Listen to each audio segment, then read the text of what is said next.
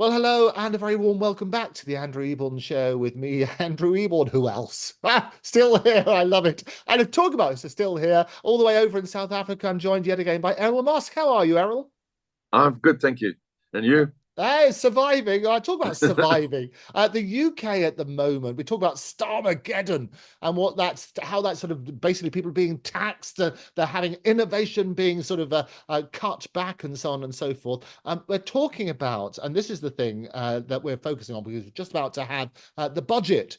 So Rachel Reeves' first budget here in the UK, and they're all talking about people destroying the country, destroying innovation with insane tax rises.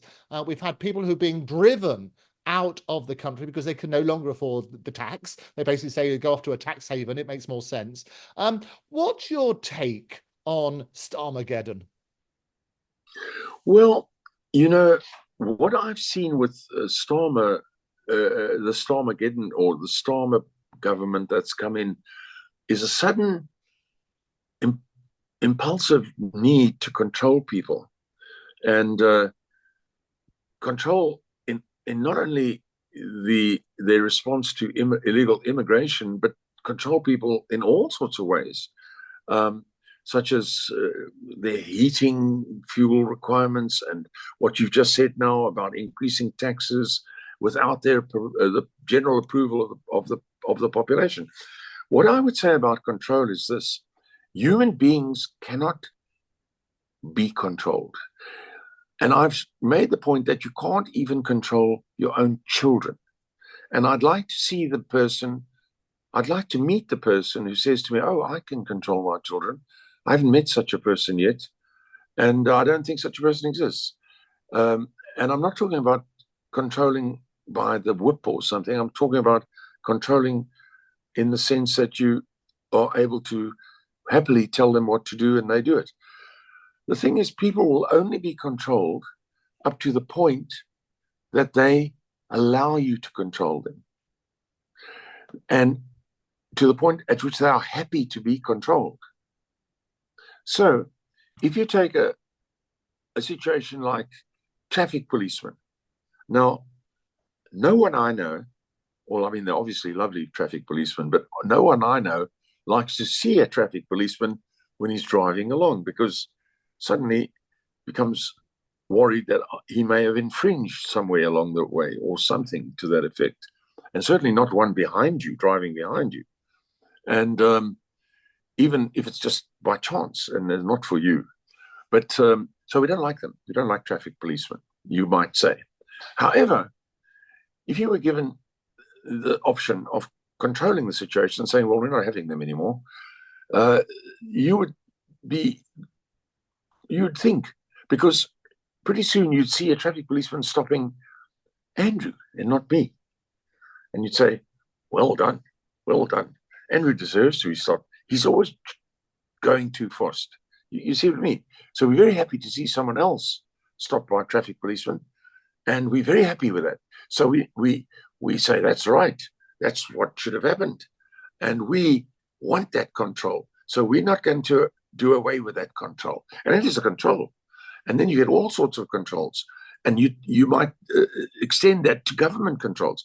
So then you look at and I come back again. People are only prepared to be controlled up to the point that they agree to be controlled and are happy to be, and they allow themselves to be controlled. So you might say you take Nazi Germany, and this is quite important. All those people um, appeared to accept the fact that they were being controlled. Obviously, there were dissidents, but generally speaking, the population went along with it. Therefore, you have to come to a conclusion that, on that basis, that all of Germans are, or most Germans, are complicit in the Nazi regime. They must have been complicit, because you will only be controlled up to the point that you're quite happy to have that controls, to have those controls upon you. Now, in England, they have introduced controls where they have put people who are everyday people, everyday nice people, no doubt. I've no doubt whatsoever, very nice people who are fed up with the situation, and it might have been a traffic cop, but in this case, it's It's to do with objecting to unbridled illegal immigration, or people just being allowed into the country, or coming into their towns and changing their towns in ways that they don't like. And they are being jailed for that. Now, this is control that I would not see someone else being subjected to and say, I'm okay with that. Are you with me? This has gone beyond that. I would not be okay with that. So it's not the traffic cop scene. It's not the traffic cop situation. You've now Starmer has gone beyond what people will allow within themselves, that they are happy to be controlled about. He's gone beyond that. And he's created a situation where he's doing things that I would imagine at least the majority of people would say, I would not vote for that control, where I will vote for the traffic cops and the policemen and the traffic wardens and the meter maids and all that sort of stuff, happily, even though I'm a victim sometimes. But I will not vote for or accept the control that Starmer is introducing in this country. And I think he's gone beyond the point that people will allow. They will not allow it. I think it stands to reason. It's within reason to say that if there was an election held now in England, he would not be re-elected. Yeah. I have to agree, Errol. I mean, it's a point that we've often made, and there's been a lot of criticism about him. And firstly, on the policing side, and I always say that trust comes in on foot, but leaves on horseback. And what's happening? We've had various riots, we've had various protests, and so on and so forth, and people have been arrested, and it seems very swift justice, depending on people airing particular views, particularly about immigration, as you say. And he's got this sort of label about two-tier Keir. Now they're basically a two-tier policing situation. Well, what's your take on that? Well, yes, I think it's obviously two-tier. I mean, as Elon, I don't know if Elon came up with that phrase, but I heard he did come up with that phrase, two-tier Keir. But at any rate, you can't have a situation where people get together, and here again, it's about allowing control. People are intelligent enough to know that we do need controls. You can't, for example, decide, I'm going to do this and this in the center of town, in the main street, in the middle of the road today, and I like what I'm doing. I'm going to set off fireworks. There's a control that says, no, you're not allowed to do that. You can do it on a certain day of the year, maybe 5th of November or something, Guy Fawkes Day. You can't do it anymore when you want. There's 3 controls. And so there are controls that we all agree with and we all vote for and we're all happy with. And sometimes one of your friends will come and say, oh, this and this, I got nailed for doing this and this. And if you're a good friend of that person, you'll say, what if your name is John or whatever it is, you deserve that. And I'm not sympathetic for you. I'm sorry you got it, but I'll always be your friend. But I think you deserve that. It was coming for you. And that's where we're happy with those kind of controls. But Starmer has gone beyond that. And then you come to this two-tier system. People get together in a so-called riot. I never saw any riots of the nature that I would actually call it a riot. I'd call it a gathering of people in the street where a lot of people, it could have been a fair for all that matter. It could have been, the annual street market or something like that, for all it could have been. There was nobody doing anything really bad. To be fair, some of them did, Errol. Some of them were burning down hotels and things like that. I saw a police car being turned over, but I think that was in a Muslim district. I'm not sure exactly what it was. I don't agree with that. And those people should be held to book for that. They should pay for it, actually.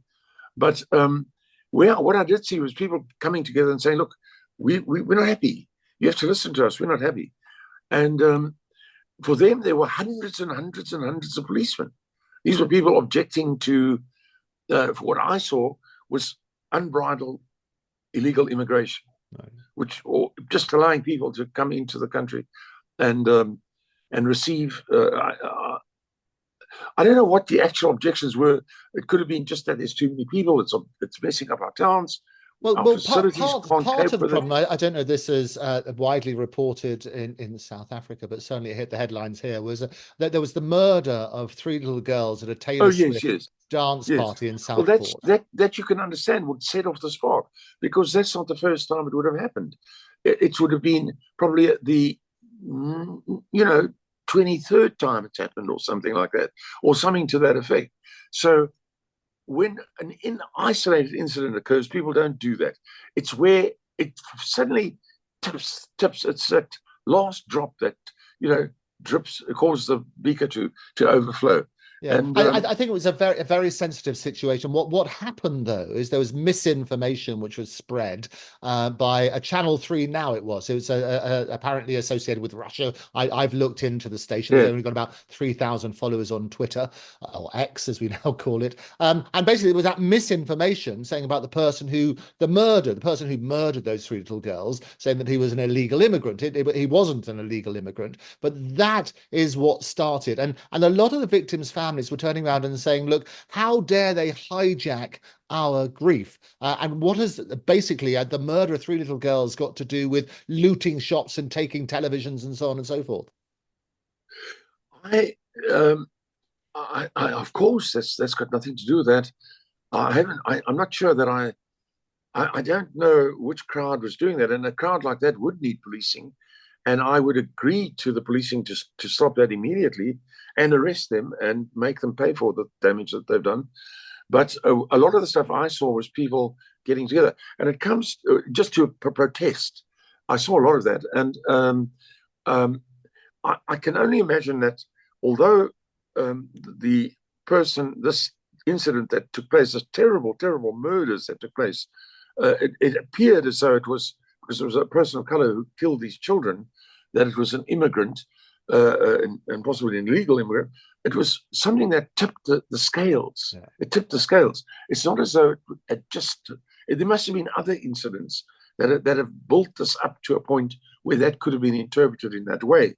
Yeah. And I'm fairly I think you're right. It's a sensitive situation. Well, the particular person was he was born in the UK. He had parents from yes, but Rwanda, I nevertheless, think, originally. it was something that was interpreted Yeah, as adding to all previous things that may have happened, yeah. because people don't respond like that to an isolated incident. It must have been. I'm very sure that it must have been something that followed on other things that had happened Oh no, to put people. and without a doubt, illegal immigration has been a hot topic in our election. Yes, It's a hot topic in the election yes. in the States, and how the party is supposed to be handling that. But they seem to also be clamping down on freedom of speech. And it's Descartes who would say, "Look, I think, therefore I am arrested." Would be the Well, would be the new that's what version. it led to. It led to that, but in the beginning, they were just, you're talking about the two-tier policing Yeah, to start with. They were bringing in hundreds of policemen to these particular protests, and then when they had protests that were by the Muslim communities or Indian communities or whatever community it was, I would say, the other side of the thing, the coin, there were no police.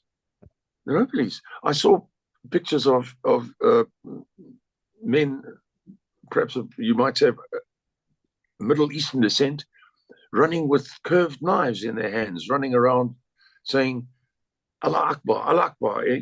So there were no police for that. So obviously, anyone with half a brain would say that's two-tier policing. Now you move on to the next thing, and that is that jailing people for saying things. And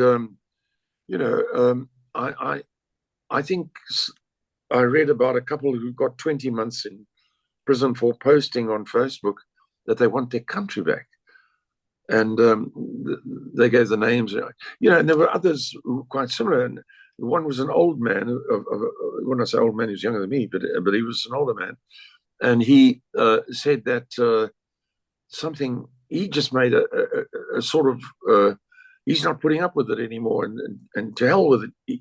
This has got to stop, or something to that effect. It wasn't much, because anything that someone might say if they're very angry, or if they've been pushed a little bit, and he was jailed, And I saw the judge jailing him and saying that he would like to, he would prefer not to, but unfortunately, this is so serious, he's making it a custodial sentence.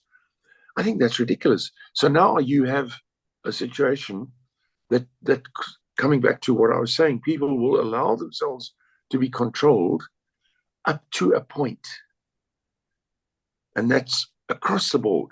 When you go beyond that, they're not allowing that anymore, and now you are inviting the things that we've tried to do away with over the last 2,000 years, and that is revolts and war and internal war and so forth. So you can't there's a limit to what you can do. And Starmer has clearly exceeded that limit. There's no doubt about it. He's clearly exceeded that limit. And these people, when they were jailed, I said, I'm sure they'll let them loose. They'll release them in a week or so. Surely they'll have the brains to release them in a week or so. Because I come back to my own life in England. South Africa is different. We had a very strange, otherwise sort of situation in South Africa when I grew up here. But when I was in England, it was like a heavenly place. As a child, I went there as a child of 10. I left as a child of 12. It was heaven to me. The adults loved children. Adults loved children. I came from a country where children were given a hiding for what we call a hiding for the least offence, and were never allowed to share adult company and so forth. It was somewhat Germanic or something like that. I don't know what the right term would be in South Africa. And then as a boy, I went over to England. And of course, when I was at school, we were caned regularly. The children, even the girls, were slapped with rulers and stuff, and for the slightest infringement. And then I went to England as a boy, and I went there to school, and I couldn't believe how much I came to the conclusion these adults like children. I mean, they actually like children. I couldn't believe it. It was just wonderful. England was wonderful. It was such an eye opener for me, and to be in a place where you were treated so decently by everybody, but by the adults, and things that were set up for children still to this day amaze me. But at any rate, and if you saw this is the point I was getting. If you saw a policeman, and policemen, we all knew they don't have to carry weapons or anything in England, because if a policeman said to you, "You're not to do that," or "Come here, my boy," you did. You didn't. You went and stood soldierly in front of him and said, what? And the policeman was just like some super person. Yeah. And it's about respect, isn't it? And you turn around and growing up, people used to respect the police. There's now been so many instances where, as you say, trust is at an all-time low, and trust comes in on foot but leaves on horseback. Well, that's what happened when you go beyond the controls. Yeah. And the other thing about the government controlling us, and it was Edward Bernays who would say, look, the easiest way of persuading the population is through fear. Fear is the most persuasive human emotion of all. And we get that, whether it's in lockdown, we get that about the risk of all these riots and things like that. And actually, this is why they're trying to introduce rules and regulations to basically take away human rights. Is that a fair summary? Well, yes, they're doing that. When people start doing that, it's clear that they themselves are doing something wrong. And you only have to do that. Coming back to your policeman, he always did the right thing. So it was never a case of someone saying the policeman told, when I was a boy, I mean, the policeman told, the constable, or I don't think we called them policemen, I called them constable or something, told us we're not to go that way. And if you went that way, you were wrong.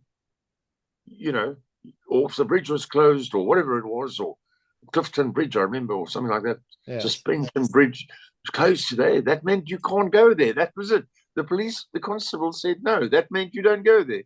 Didn't mean you sneak around the side or something like that. And if you did, you were berated by your own people. But now they've gone. They themselves are doing things that are wrong, and in the process of doing that, they are introducing rules that people will not abide by. They simply will not abide by. And you're making a big mistake to think that people are going to abide by such rules. They are not going to abide by such rules. There comes a point where you've exceeded the threshold of being able to control people. Right. They must all agree before you can do that. It must be agreed that traffic policemen are necessary. It must be agreed that meter maids are necessary, and so forth. And if you don't do that, then you've gone beyond what people will allow. Sure. And they will then turn on you. Yeah, no, I think you make some very interesting points there, Errol. I want to just turn to innovation because I always say, look, back to the futurists, as I call myself a futurist. And I always want to put the AI into Britain. And we had the wonderful safety summit here last year. Elon came along to that. What's his view of Starmer and innovation and where we stand at the moment on the world stage? Well, Elon has been looking for more European factories for Tesla, obviously. And England, of course, would be a number one, would be in the top 3 lists or something to that effect, France, England. And so, again, he's looking at a society that is not going to create more problems for him government-wise, or whatever how you might put it. He would be looking for a place that is understanding and so forth.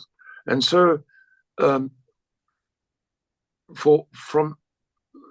his point of view, and you take X, for example, which is much more to the point, I suppose, where people, as far as Elon is concerned, are allowed now to express themselves. Of course, they can't say things that are illegal or criminal, but they can express themselves on any issue. And that's not how Twitter was. Twitter was they cancelled you if you tweeted certain things that they thought were. So, for example, if you tweeted Christianity, I'm a Christian and I'm happy to be a Christian, and I've no reason to ever tell anybody anything different. But if you put it on Twitter, they cancel you for some reason. I don't know what they think they were doing, but at any rate,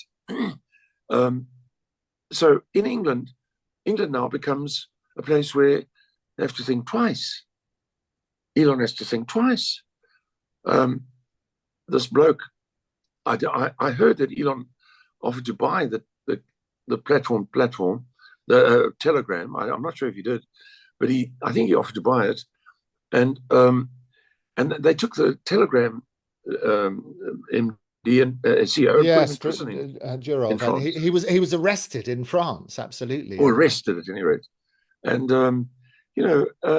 this is then people like Elon are looking twice at where they're going to spend the billions, and the billions that they spend are very important, because when you build a factory in an area of the kind that Elon builds, be it solar panels, be it whatever it is, robots or Teslas or space rockets or whatever it is, it's usually about £5 billion, enough to shake the economy, enough to turn the economy around in certain ways. And so he's now having to think twice about things like that. And I guess there are 2 things there, aren't there? One is the over-regulation and the fear of being arrested, because that's the thing which happened to, as you say, the Telegram situation. And the other is the tax situation. And they sort of say that basically 1%, the top 1% of the people pay 30% of the tax in the UK. So if you overtax them, you're going to drive them away. What's Elon's take on that? Well, yes. You see, here we come back to control. Now, when I pay my tax, let's say, I might go to you or friends and say, oh, I paid my tax. I'll get no sympathy, because that's what I'm due to pay. And everybody's doing the same thing. And I might complain about it. They say, but Errol, you made more money. That's why you paid a bit more tax than I have. Last year I made more money than you, and I paid more tax than you. But we accept that, because that's the control that we've all agreed to. We've all agreed to that. But when you go beyond that, and when you go beyond the limit of that people accept as being allowable, where I would be able to go to you or to somebody and say, this is what they tax me, and you agree, and the other man agrees, and they all agree that I have been badly treated or this is wrong, then you are turning the people against you, and that's a dead-end street. Yeah. That's a dead-end street. Yeah. And if you want to simplify it, you take 10 men and you put them on an island, and you say, 8 of you are going to forage water, fruit, and whatever. One of us is going to decide on things. The rest of you will forage fruit, build shelters, and I'll have one assistant who's going to keep track of things. But when it becomes, after a few months, there's 4 of you with the leader, and 4 of you are now foraging, and then after a while, there's 6 of you with the leader and 2 foraging. Then people say, wait, there's something wrong here. Yeah. There can't be 8 guys deciding what the 2 guys must do to keep everything going. No. And so you exceeded the point at which people are happy to be controlled. Yeah. When it starts out and the leader says to the 8 that have been given foraging jobs, get more water, off he goes. So get more fruit, off he goes. No complaints.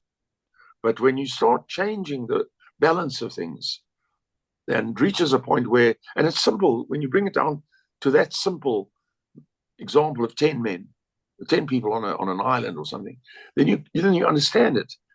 And so you have a situation that you just described, that you've got a whole lot of people who are doing nothing, telling a few people who are doing something, that we're going to make it even harder for you. Yeah. So in a nutshell then, Errol, and I know Starmer never misses an episode of the Andrew Eborn Show. So in a nutshell, what advice would you give him in order to attract people like Elon back to the UK? He has to go back to British standards. He has to go back to the English way. I think the English way is the American was the birthplace of the American way. So he has to go back to the English way of fairness and the right thing, and there are so many things that they've been doing that I don't understand, such as this unbridled, I think it's crazy, this unbridled allowing of people to come into the country, from basically third world countries, and providing 4-star accommodation for them and all. I don't understand it. It's happening in so many countries that one has to come to the conclusion that somebody else is telling these countries, some body of men or people is telling each country what they have to do. They're getting their orders from somebody. But anyway, the things they're doing are simply crazy. And so odd that one cannot make sense of it. I was invited to a talk at Westminster Abbey. I was invited to say a few words at Westminster Abbey in July, on the 15th of July, on the 30th anniversary of the end of apartheid, which was celebrated by the South African ambassador in England.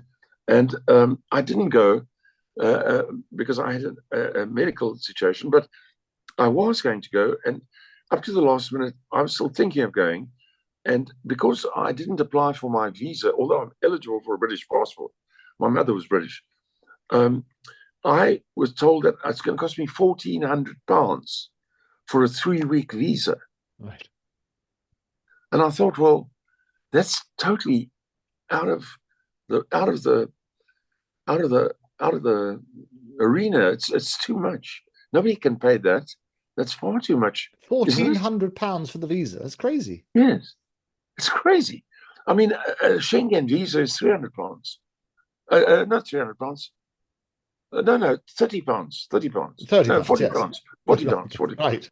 Schengen visa is £40. And a British visa, if you apply 3 months before the time, is about £150. But if you have an expedited visa, which I was looking at, it's £1,400. Right. So why are they doing that to me? But they're letting people on rubber boats come there who've thrown their passports in the sea or whatever, and putting them in hotels. I should come that way, shouldn't And that's the thing. It's the optics on that. So in a nutshell, I? Doesn't make any sense. deal with the immigration. Don't over-regulate because that's the problem, because that's stultifying innovation, and don't overtax because it has a negative effect in terms of you're driving people away. They won't invest in the UK, and you're driving No, the wealthiest people away, which basically means absolutely. the economy is going to suffer Well, somehow. it's primary school logic, and standard five or grade seven people could tell you that, Right. and this immigration thing it's inexplicable. I can't explain it. I don't understand it. Yeah. I don't understand that England has Muslim districts and Pakistani districts and Hindu districts or something. I don't know. It doesn't make any sense to me. Yeah. I don't go to Pakistan and find English districts and such like. I mean, I don't think they'd allow that. Yeah.